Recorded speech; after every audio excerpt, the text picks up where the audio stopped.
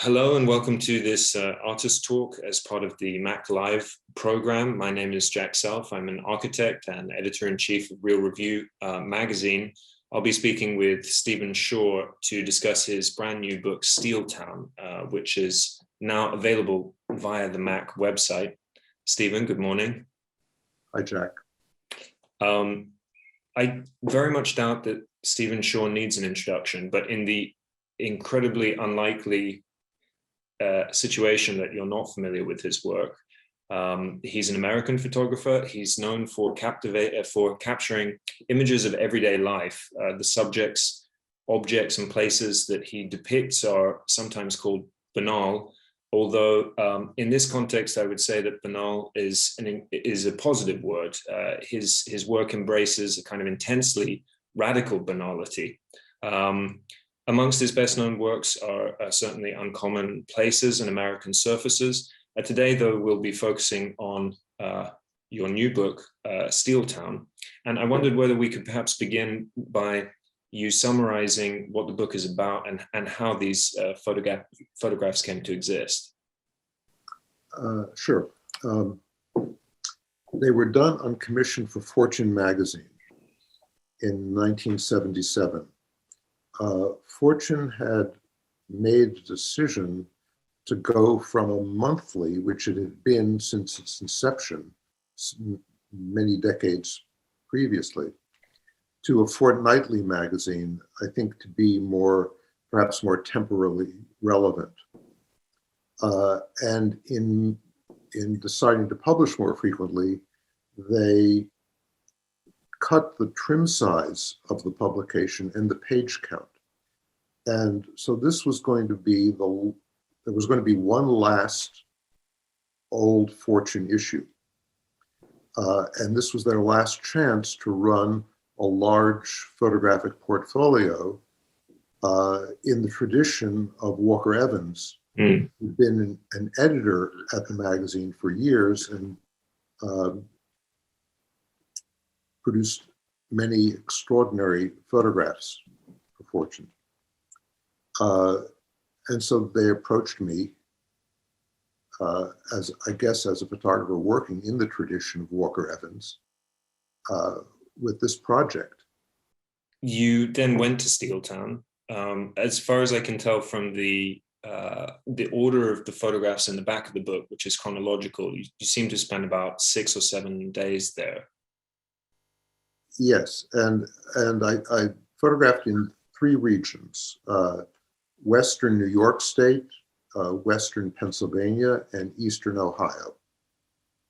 And I'll tell you how I think not the photographs came about, but the book itself, which is in 1977,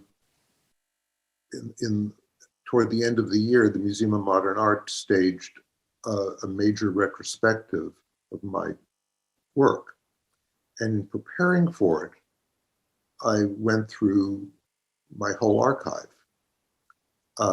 and looked at these pictures and realized that they were made exactly 40 years before. And this was in 2017, as I said, which was when I was looking at them several months after Donald Trump had taken office. He was elected partially because some traditionally Democratic states, or states that traditionally voted Democrat in presidential elections, like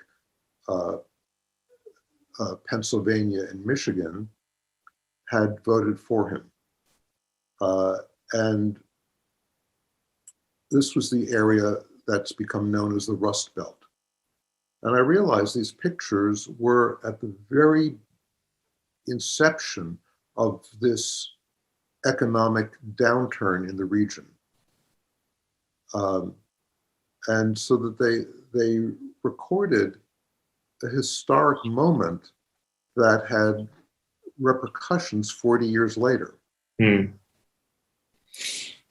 I mean, what's quite fascinating about that as well, you mentioned Walker Evans, but of course, the moment at which you're taking these photographs in 1977 must be almost exactly 40 years between the work that he did during the Depression. It's quite amazing to imagine the passage of time and these works capturing something of a kind of moment of great change. At least for me, what I find really remarkable about these images is the familiarity in some sense that one has. I mean, if one thinks of the images that Walker Evans captures in a material sense, they look very foreign to me. They don't look like a time that I can recognize at all. And yet in the images of Steeltown, the scenes remain remarkably and kind of uncannily contemporary to some of the backgrounds that you see in Make America Great Again, promotional videos and so on. I wonder what your reflection on that might be. As I drive around the country now, there are certainly visual changes, the development of big box stores and commercial strips. But the old cities look surprisingly similar. Mm. If I were to go off an interstate and at random and go into some small town, which I do when I'm driving, I need gas and I pull off and I go into a town, it doesn't really look that different. I think there's something else, which is that I think if it's possible that a photographer is in the moment when they're photographing, that they're in a kind of experience of nowness, that there's an element in the picture that still feels present. Mm. So specifically what I photographed was to a large extent determined by the magazine. They had sent a researcher out who visited these cities and these mills, who made contact with the United Steelworkers Union locals in these cities, and through the unions had access to people and places. And so a certain kind of groundwork was done for me. I would say one of the delights of a project like this is that it gives me access that I wouldn't have otherwise on my own. And it gives a context and focus to a small body of work that is different than my getting in a car and just driving around the country. I mean, it becomes a project. And so what I photographed were towns that we begin to see closed storefronts as businesses slowly begin to go out of business. I photographed the workers and their homes. I had access to some parts of the steel mills themselves. One of the things that I think interested me in art that has specific cultural or political ramifications is, can it transcend the immediate period? Mm. Can it, if it's only about steel workers, its lifespan is limited. But what I find interesting in reading history is that a good historical account feels like something universal is being touched. in the specific.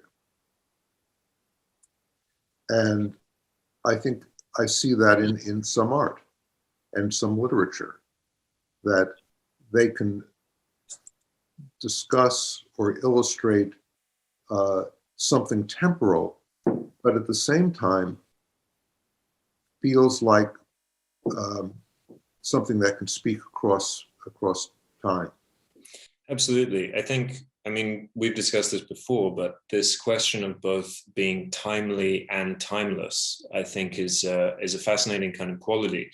And the value, I think, of a lot of the work that you're describing is its ability to speak both about a specific condition and to, in effect, collapse time, and in a strange way, to collapse presence, or collapse two contemporary situations into each other. When I was looking at the photographs, of course, I couldn't help but notice many of the seeds of the subsequent 40 years present in the images. We see abandoned stores, as you mentioned, particularly department stores, small shops, independent stores that are closing. What for me, when I started, I took a very forensic approach to looking at this book, and I approached it in a couple of different ways. The first was to look at the subjects and to look at what had changed and what remained the same between the two periods.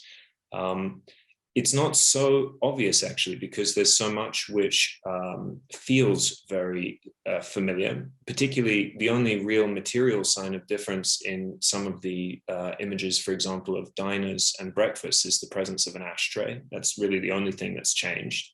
But in other instances, there are things which speak to a different type of society altogether, and were probably already out of date at the time that you were photographing them.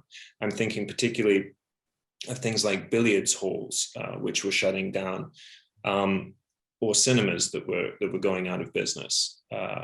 And then the other thing which really struck me was the types of houses that you were photographing as well, not just in the interior, in which there was a kind of strange homogeneity in the interior. Almost every single interior was a mix of contemporary styles, which, being the late 70s, tended to focus on kind of floral patterns and browns and greens and oranges, but then also the presence of what you might call, I think Americans call this kind of traditional objects or traditional furniture, so kind of Quaker armchairs and things like this, and even small models. In one image, I think it's a scale model of a boat. It looks like the Mayflower. If not, it's something similar.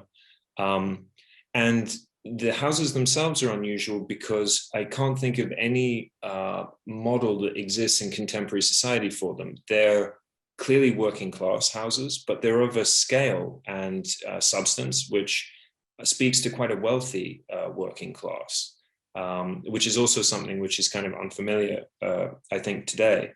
But this question then of, at least for me, of this collapse of time, and of how the ability to communicate across decades, I think it has a lot to do with the way in which the photograph is taken itself. And I wondered whether you could say something perhaps about where you were in your career then, and maybe how it compares with the present, in terms of what you were saying about the presence of the photographer in the attempt to capture the contemporary.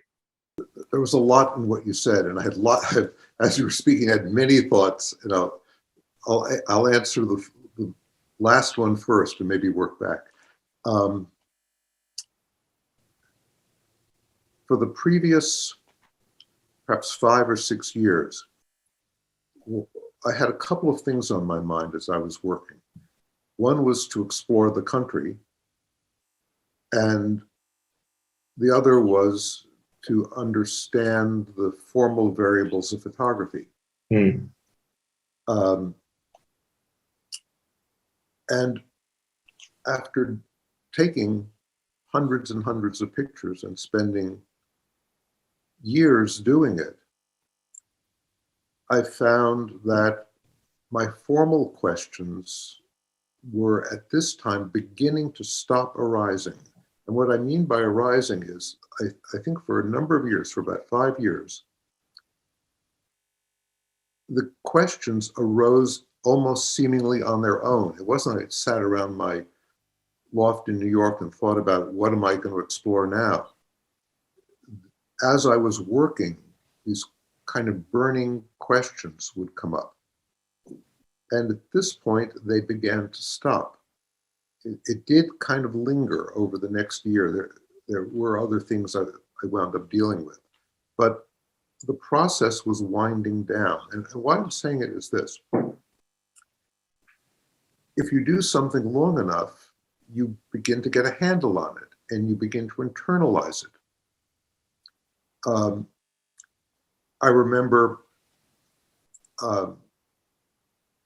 photographing, I spent a month or month and a half photographing the New York Yankees spring training and had complete access to the field and dugout. And I was sitting in the dugout one afternoon next to Reggie Jackson, who was a great Yankee right fielder, talking to a rookie and explaining to him that he had been watching him and that when he swung the bat, he was stepping forward a little bit too soon. And what I noticed was he probably saw lots of things he could correct with this young player. He knew that if he gave him more than one thing, he couldn't do it. It would be too much on his mind. But he gave him one thing that he could work on, and that if this young player worked on it long enough, he would begin to internalize it and then could move on to something else. And if you internalize enough of these decisions, you can trust your, I'm not sure what the word is. It's not instinct, because instinct is sort of inbred. It's not intuition. It's this other thing of internalized learned behavior that one can begin to trust. And we do it all the time. If you drive a car and are parking it, when you first parked a car, you didn't have a sense of how large the car was. How you probably were very scared of pulling alongside when you're parallel parking the car to your right. How close can you be?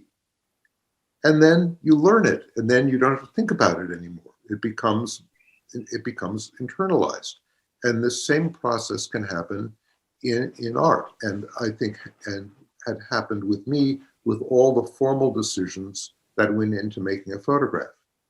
So that now I could approach a project and not have to think about it in those terms. That I could, and this was probably looking back, I would say the first project or the first group of pictures where I found I could begin to just trust what I had learned and perhaps even more be in the moment. Oh no, maybe there's another aspect to that though, because I think in terms of what you're describing as a kind of formal mastery, the ability to kind of establish for yourself a series of internally consistent conventions, which of course are so well practiced and so well rehearsed, and decisions that have been made over very long periods of time that they no longer become conscious. Of course, that also makes me think as well that there's a technical component that sits underneath that. I'm always amazed when I was looking at your photographs. There is an incredible consistency in.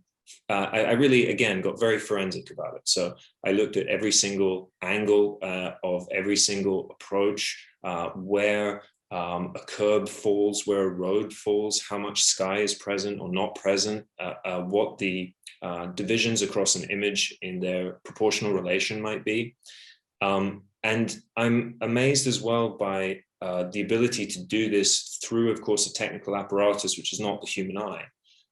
So you're also working with the camera itself as a form of technology, in the same way that when you mentioned driving a car, I guess there's the artistic expression of driving a car with flair, but then there's also the basic technical understanding of its limitations and its possibilities. Presumably that also led up as one of these kind of chapters in the development to leading up to this kind of moment in your career.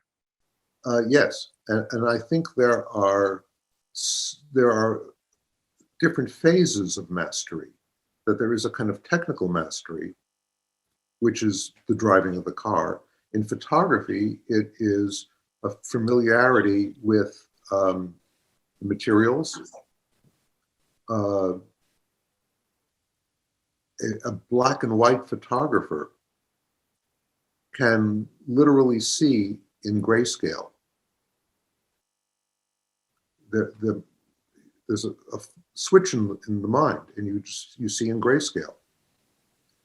When I'm looking in the back of my 8x10 camera, the image is upside down and backwards. My mind flips it. I don't even think about it. Every time I get a new lens, I use it exclusively until I know the lens, which means I can walk down the street and without even thinking about it. It's not like I can even think, what would this lens do? So I see like that lens. And I can stand in a spot and without even thinking, no, I want my 240 millimeter lens, not my 300 for this shot. And I know where to stand because I know exactly what the lens is going to cover. And there's nothing mystical about it. It's just, if you do something long enough, you become familiar with it. In 1976, all the time in the 70s while I was working with my 8x10 camera, there was only one manufacturer of 8x10 color negative film, just until the very end of the 70s. And that was Kodak. And I was limited to, this is their film. And in 1976, they switched from Ectacolor, which they discontinued, and replaced it with Vericolor. And I had to learn a new palette. And my pictures changed.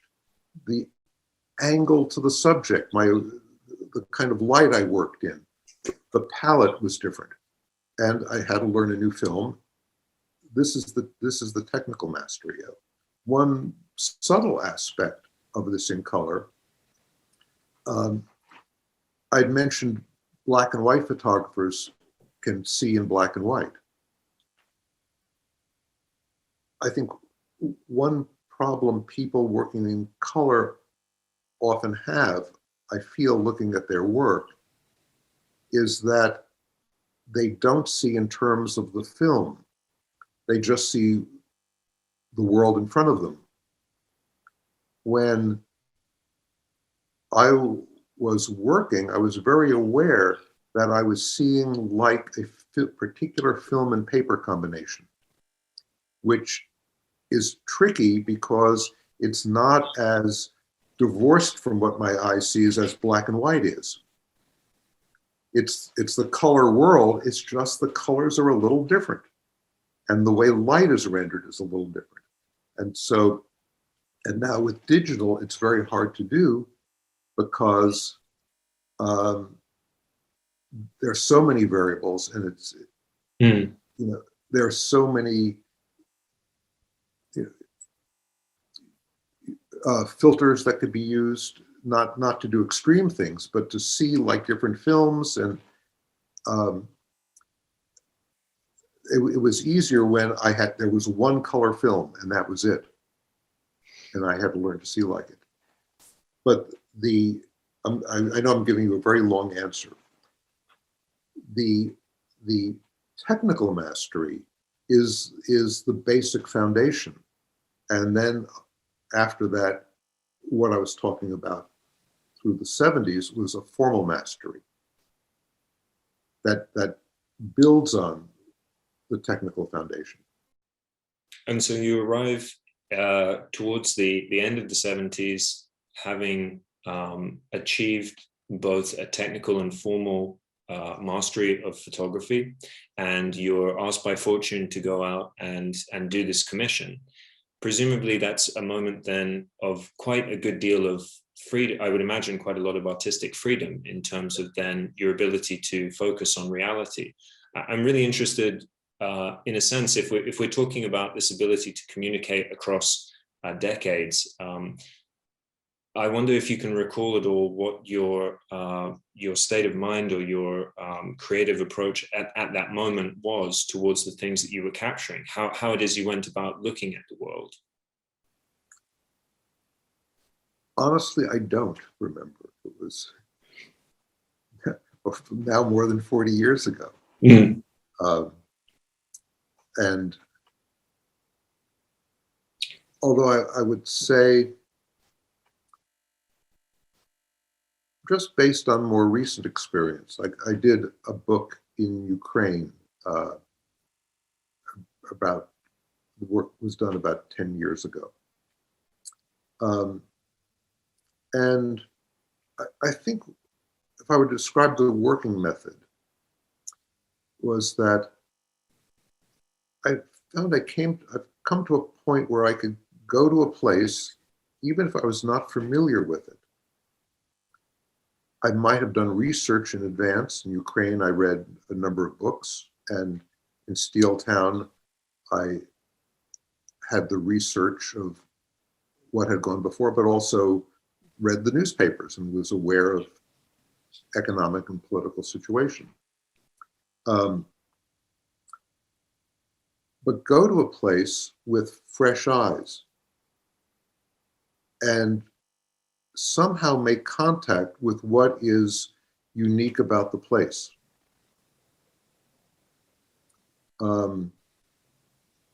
What feels essential to the place or to the time. But I don't exactly think about it. I just, when I'm working, a lot of the time, what I'm doing is I just do the work. I don't have thoughts in my head. I just go into some other state where the work takes over. But the work takes over based on a foundation of past experience and knowledge.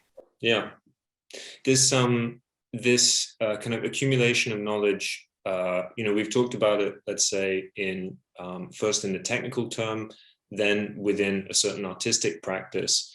And I think what we're beginning to discuss is almost like an intellectual or creative mastery, which is also internalized. The reason that I say this is because one of the things that strikes me so much about the images in Steeltown is the way in which you manage to capture so much of the spirit of that time, whether it's the protests by steel workers who are just out of a job, whether it's the kind of this real turning point in the kind of post-war boom is just coming to an end. We're just beginning to see the forces of globalization really affect the way in the everyday life of Americans. And you manage to capture in each of these photographs, in some sense, some symbol or some indication, I would almost say like a representation, a physical representation. And yet at the same time, I don't think any one of these photographs could be described as a cliche. And I wonder if it's that relationship. I mean, I mentioned at the very beginning this word banal. I'm very interested in how that movement between objects and people and places which stand as representative or indicative of a particular moment can often, if not handled the right way, very quickly slide into their own pastiche or their own kind of cliche. And so I'm wondering as well how, in the choosing of your subject, the framing of the subject, and the way in which you go about that, whether there's also not a kind of series of internalizations which occur in order to choose that, such that it can stand in as a broader example of a particular condition, but also not at the same time be reduced solely to that. At least that's what I see very much in your work, not just in Steeltown, but of course in the subsequent work as well. The one time I heard Walker Evans speak was in the early 70s at MoMA. I think it was at the time he had a retrospective there. And what he talked about was his pictures as being transcendent documents. Mm. And I think what he was saying was, there is a kind of photograph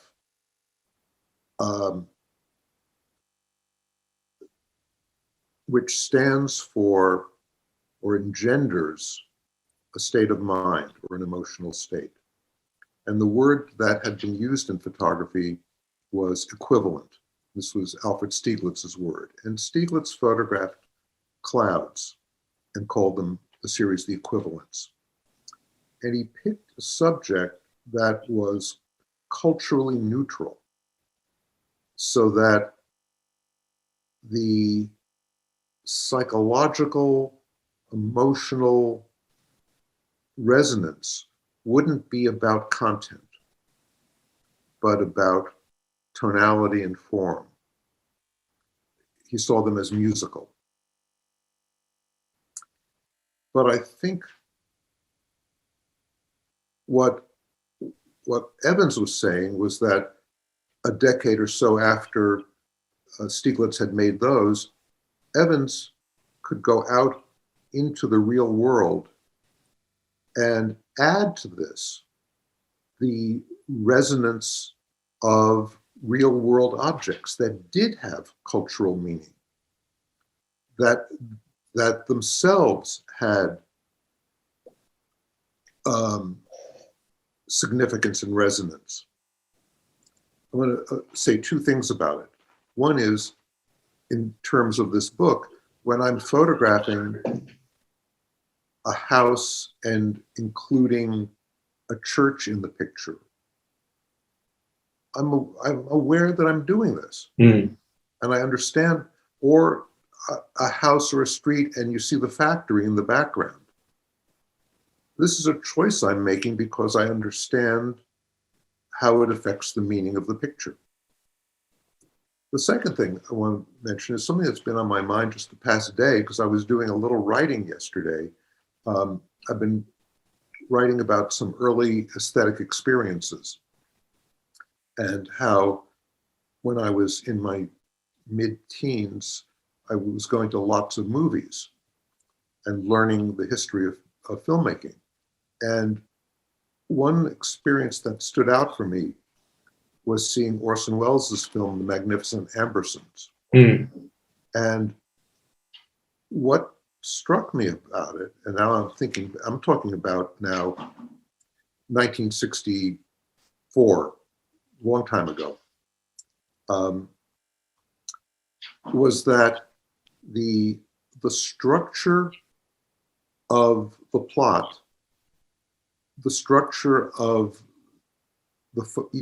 each shot, the structure of the camera movement, the structure of the editing,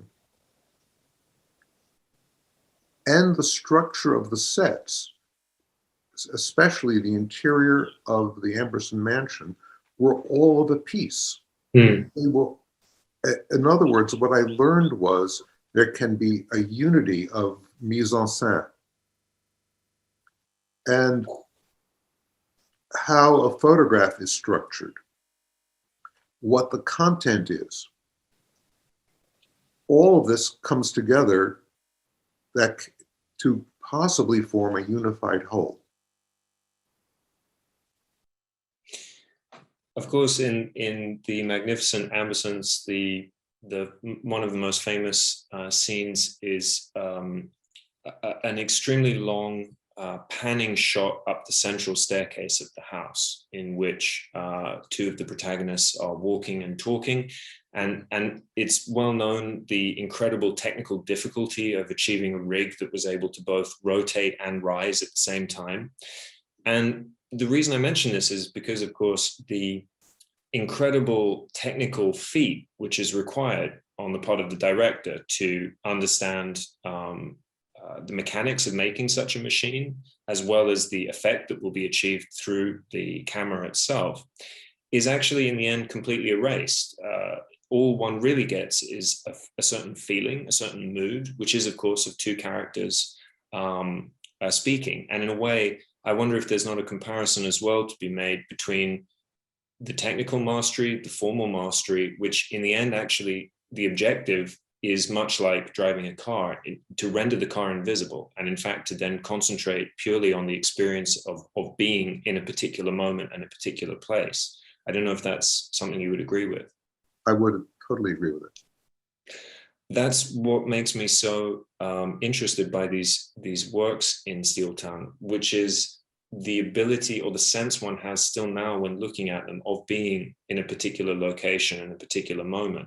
And I'm also really interested then by the fact that, of course, I couldn't possibly expect you to remember what your thoughts were when you were taking these photographs 40 years ago. There's also a great benefit of that. As one ages and one begins to accumulate decades, the work that comes from earlier periods has a kind of familiar association. We recognize a lot of ourselves within it, but it also stands with some separation and allows us some distance or reflection. And I'm wondering if that's also not in some way related to this idea of the contemporary, which, at least for me, the contemporary is, on the one hand, being able to be completely present in your own time, completely accepting of what that means. And on the other hand, always maintain a certain distance from it, certain criticality. And I think in these photographs in Steel Town particularly, this is so in evidence for me, the fact that the photographer is both very present in a location and also somehow at a great distance from their own time. I mean, I wondered if that was something which you relate to or which is important to your work. Yes, it is. I think there are a couple of things come to mind as influences in those terms. One is my 3 years spent with Warhol, where he took a kind of distanced pleasure in culture. He would see something and kind of say, "Oh wow, look at." It wasn't cynical. It was distanced.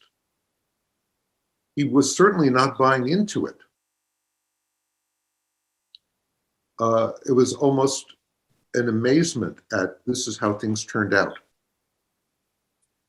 The other thing that I thought of as you said that was one of my favorite English novels. I would go further and say it is my favorite novel in the English language.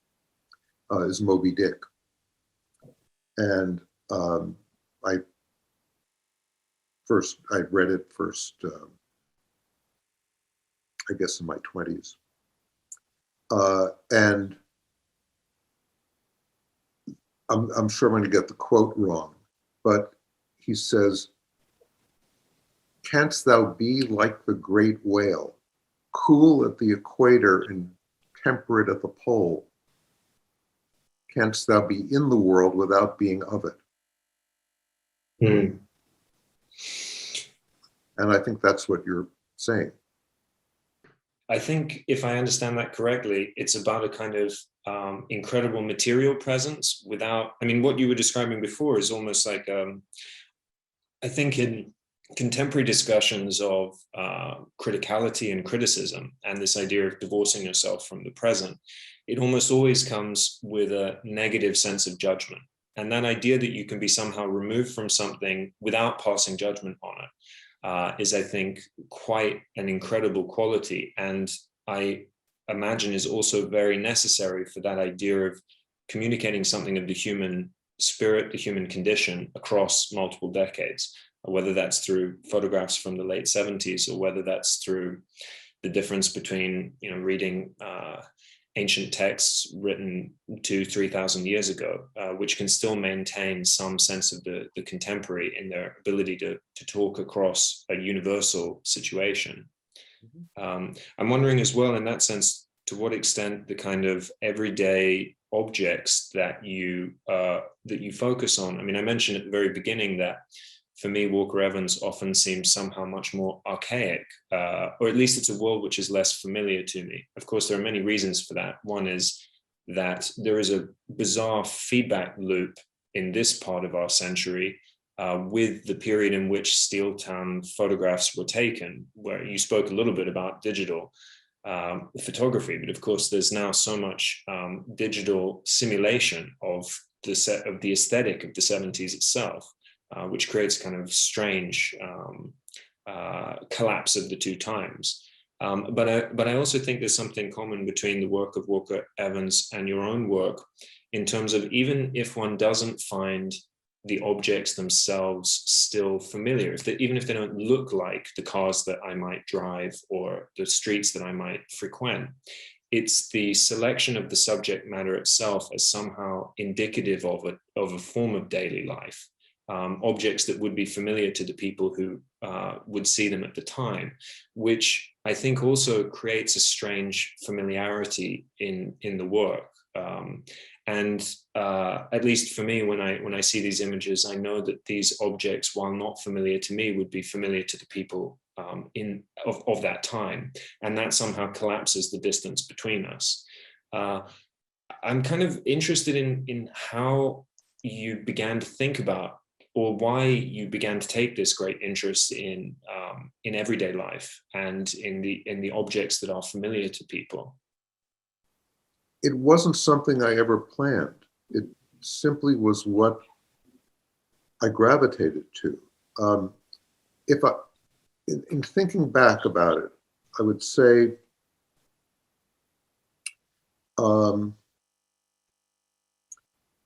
perhaps a turning point for me was the series American Surfaces. What I wanted to do was, I saw too much visual convention in my photography and in a lot of photography. And I wanted to go beyond it. I wanted to take pictures that were more like seeing, where you had talked about a kind of transparency before, where a transparency in driving. This was a kind of a transparency in photographing. And the way I tried a number of different approaches to try to get beyond my own conventions. And one was to do conceptual work where some of the decision, exactly where I was going to stand, was taken out of my hands and was the product of a conceptual formula. But that didn't solve it for me. That wasn't right. I also tried taking pictures where I learned from camera mistakes, where pictures that were taken accidentally and just or randomly, what does that look like? And that wasn't it. That wasn't really like seeing either. So what I did was, I engaged for a while in a mental exercise, which was at random times during a day, not when I was out photographing, just going through the day, take a screenshot of my field of vision. The word screenshot didn't exist in 1970, but that's essentially what I was doing. I would stop and just be aware. This is what I'm seeing. When I'm having a conversation with someone, when I'm talking on the phone, I'm riding in the back of a taxi, I'm eating a meal, I'm walking down the street, in just average moments in a day, what does it look like to see? And I used that as a guide to how to take pictures. But at the same time, it made me aware of those moments.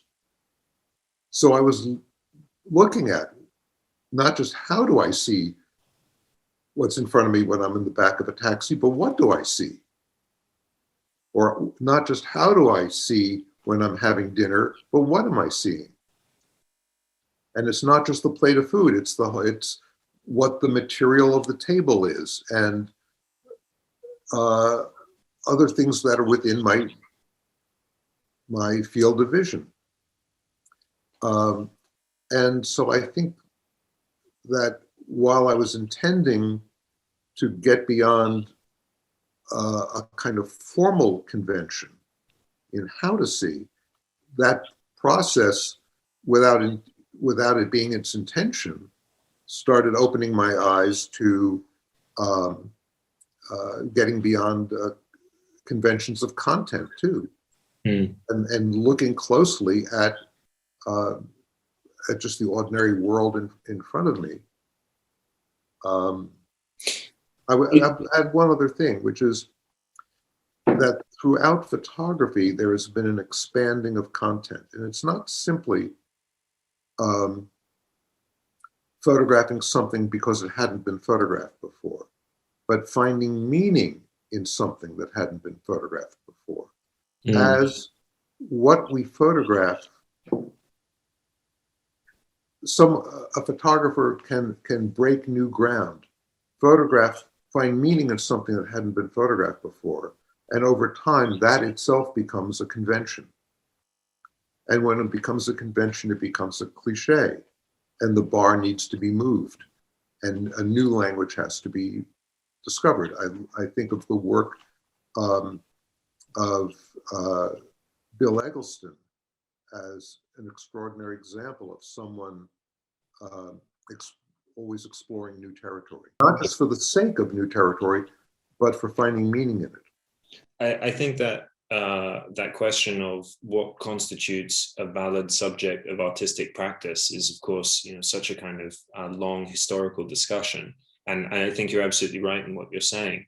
That when you said historical discussion, I thought of the experience of in the Accademia in Venice. There is the first large gallery you get into is kind of early religious art. A lot of the work, it's all religious. The work is heavily gilded. The next gallery, we enter the Renaissance, and it begins with paintings that are immediately much more natural than the previous gallery, but are religious or historical or mythological subjects. And at the end of the gallery, it spans like 100 years, and you see this change in 100 years.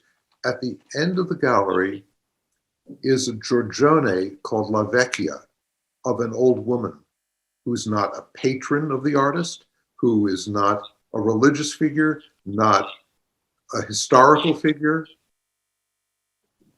It's simply an old woman. And it's just so striking that an artist, and it's painted with such attention and beauty, that this is not someone just taking a picture of an old woman. This is someone spending hours of their life to make this extraordinary rendering of this ordinary person. How are we to understand then, I mean, in terms of what you were saying about formal and technical mastery, you've also just described a process in one sense which can be tracked along that lineage, which is the history certainly of Western art was initially perhaps a certain pursuit of realism, at least since the Renaissance, that's been the case. And in the early days of photography, photography was rather dismissed except as a means for capturing things in a realistic manner. Of course, it then really in the 20th century began to develop conventions and models and subjects which went far beyond anything as an extension of painting. It became its own medium. I'm also interested, though, at the same time, that the particular period that you chose from, say, the late medieval through the Renaissance is also a period in which the idea of faith, the idea of a certain structure of the universe as being incomprehensible to humans is slowly, and therefore one filled with supernatural and magical forces of various kinds, gives way to, during the Renaissance and leading towards the Enlightenment, the birth of the scientific method, the focus on material reality, and the idea that rather than taking ideas and ideologies and imposing them onto the real world, instead we can draw from what exists around us lessons and ideas, which perhaps culminates in Karl Marx's idea of historical materialism, that ideas are a product of the material conditions from which they emerge, and not the other way around. I mean, not to draw too direct a link, but in the work of Steeltown as well, we see this very clearly, in which all of these grand narratives, these grand ideologies, which we have spoken about, are visible in the material world itself. They're not metaphors at all. They're physically there. And I wonder if that process as well, if we think about a much longer tradition of art, isn't also about slowly learning to accept the material world as it is, or at least focus on what really exists much more than perhaps what is a figment of our imagination. Mm-hmm. Well, I think it has to do with the strengths and limitations of photography. I was just this morning engaged in a written interview about the book. And the interviewer asked me about, was I denouncing the conditions, the economic conditions that led to Steel Town? And I thought of photography is not good at denouncing. It's not good at explaining. Mm. For example, I could say, and I proposed this in what I wrote this morning, take this following couple of sentences. One of the many factors that led to the closure of the mills was the steelworkers' unions themselves that had fought modernization because they were afraid that modernization would lead to the loss of jobs. And that led to, and now the antiquated mills couldn't compete with the more efficient steelworks in Japan. How can that possibly be photographed? Mm. And it's simple two sentences that reveals a kind of levels of complexity that this is not a simple situation. But what photographs can do is describe, and it can deal with cultural forces to the extent that those forces manifest themselves visually. And so that's what the photographers who go into the built environment have learned from experience to be sensitive to and to look for. There is, I used the term equivalent before, but I think another term, T.S. Eliot in his essay on Shakespeare, on Hamlet, uses the term objective correlative. Mm. And I think that might be, in a way, a useful description, that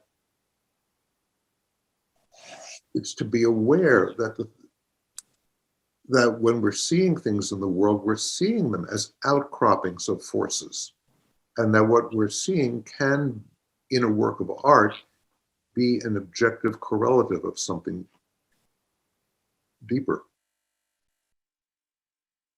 I think that's a much more poetic and direct way simultaneously than in terms of what I was trying to say earlier about objects both standing in as, in a sense, symbols of a condition and also speaking for themselves. But I want to come back to this idea that you mentioned of photography not being able to, or having a great capacity for denouncement, but rather for description. Maybe one of the things as we move towards the end of this discussion is that really struck me about these photographs is the faces on the people that you captured.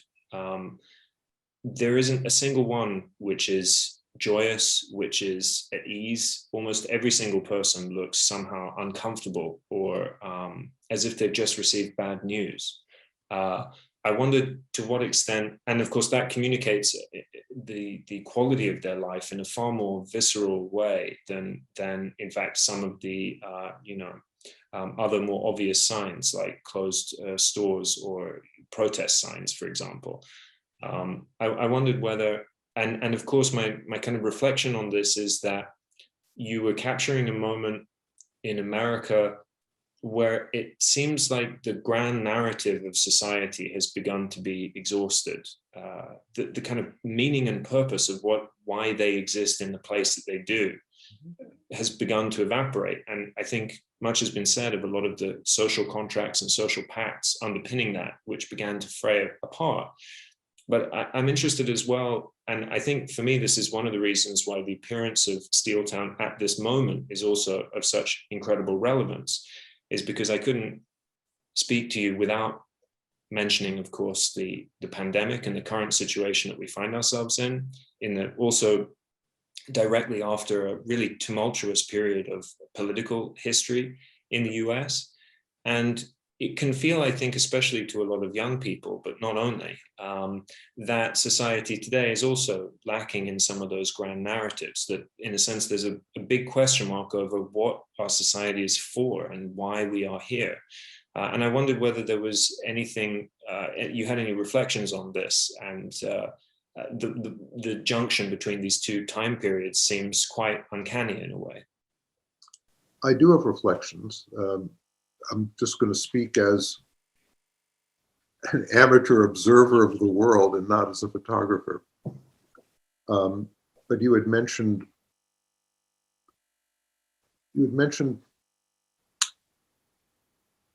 forces that began to come into play during the Renaissance, and an interest in reason.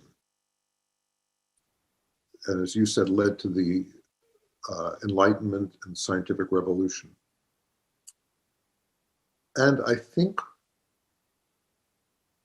what we are experiencing is that there might be an end game to this process. Some things in history are cyclical. Some things are trends that come and go. They're waves washing on a shore. And some things have the arrow of history, and the expansion of knowledge is one of those.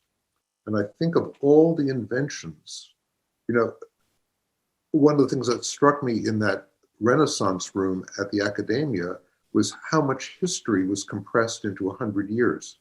And we saw that similar kind of thing in art of the 20th century.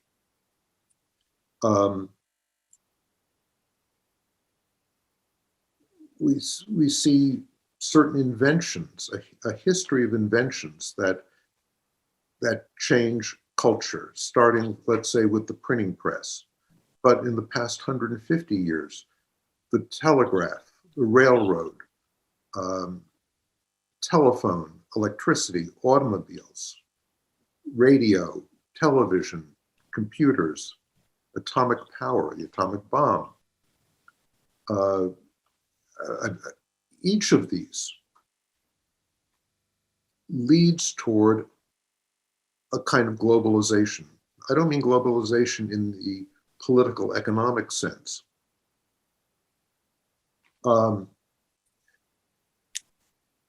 At the same time, you had mentioned how the size of the workers' houses, and that it looked kind of prosperous.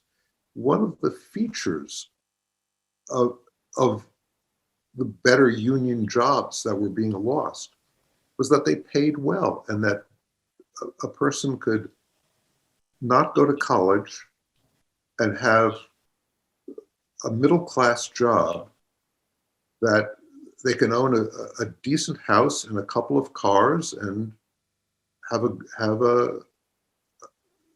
they worked hard and had a hard working life, but had a good life. And these are the very jobs that are the most vulnerable to not just outsourcing, but to computerization, robotics, and artificial intelligence. And when politicians promise, I'm going to bring back middle-class jobs, other than a grand work project, such as the one Biden has proposed, it's very hard to bring back these jobs. Not that they'll all disappear, but I think this is part of the fear running through some of our culture is that we're seeing these profound changes that are not going back. I think, I don't know if you had the opportunity to hear Biden's address to Congress this week, but he spoke directly to these people with, I think, a great deal of empathy, not acting empathetic, not saying, I feel your pain, but I think genuinely, having come from that kind of background himself, understanding the tenuousness and fear that they experience in this the kind of changing environment of our culture. And I don't know what the answer is to it. Of course, I'd hope that I'm so conscious of your time as well. I didn't want to go on too long, but now that we've entered into this, I'm afraid I really have to ask just one more question in this subject, which is what you just described, to me, speaks very much about the relationship between conservative and progressive and nostalgia, in the sense that, and by this, I want to try and remove these from any political sense. I'm not talking about liberals or Republicans or any party politics, but at its core, at least for me, to be conservative means that you want things to remain the same, and that often you think that the past was better than the present, and therefore that maintaining that past is of great value. And you can be conservative and still vote on the left wing, in the same way that you can be progressive and belong to the right wing. I would argue that neoliberalism from the Reagan era onwards has been incredibly radical and progressive in its restructuring of society. And progressives basically say, well, the present is not great and we should try and change it and create change into the future. At least for me, the fundamental kind of issue with both of these is that humans by their nature, I think, are conservatives. They're quite worried about change. And so progressive parties, which tend to be on the left wing, have a fundamental disadvantage in politics because they're trying to say to people, we should change things, which sounds risky, sounds worrying. And yet I'm interested in the reason I mentioned nostalgia is because you described before this process of photography, and before that of art in general, constantly changing what it considered to be a valid subject of artistic practice. And I'm aware in your own career of an almost total absence, or what appears to be a total absence of nostalgia. I mean, almost every couple of years, it seems, you have embodied in it an almost reinvention of the way in which that you work. And so I wondered what your approach to nostalgia was, and any kind of ideas about this apprehension of change, or a fear of embracing it, let's say. I know that some people write about my work from the 70s as being nostalgic, but I see that they're being nostalgic. When the work was being shown, people were saying, why did he photograph this? It's just like what the world is like.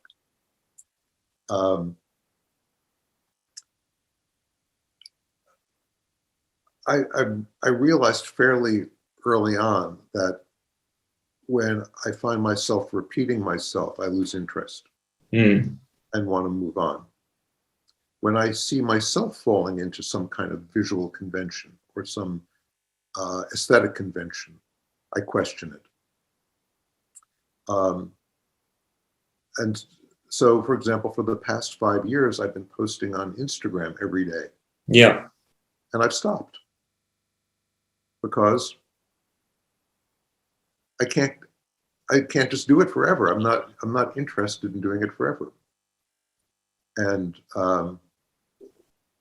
I'm not saying I may not go back to it. The last time we spoke over the summer, I was still in the midst of it and had no intention of stopping. And I want to say something else about change. I think, we've gone through, in the past several years, an extraordinary period of politically socially, the pandemic, environmentally.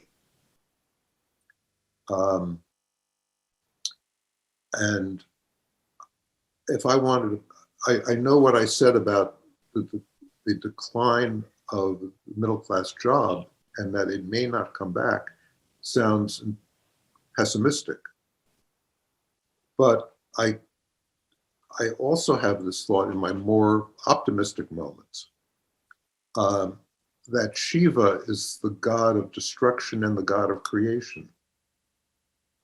And that the extraordinary turmoil the world has gone through in the past several years, culminating in the pandemic, may be the fertile ground for change.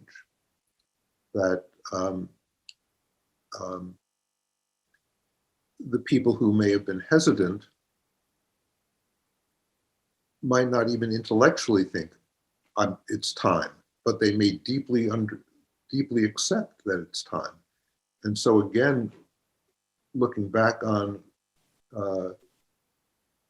Biden's address to Congress this week, here's a person who has been in his whole career, 50 years in the Senate or in Washington, a fairly moderate person,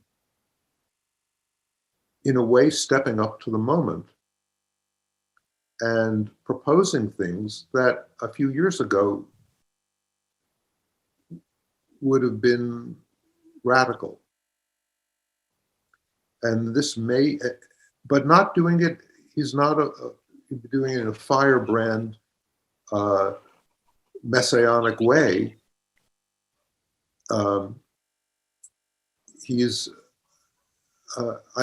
My sense is he's stepping up to the moment, but at this moment, a moment of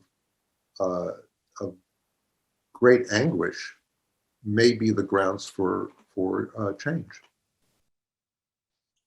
I think that's an optimistic message for us to conclude on. I would certainly agree with what it is that you're saying. I want to thank you so much for your time today. And of course, I would be remiss if I didn't remind everyone that they can get your new book from the Mack website. So thank you again. Thank you, Jack. Always a pleasure to talk to you.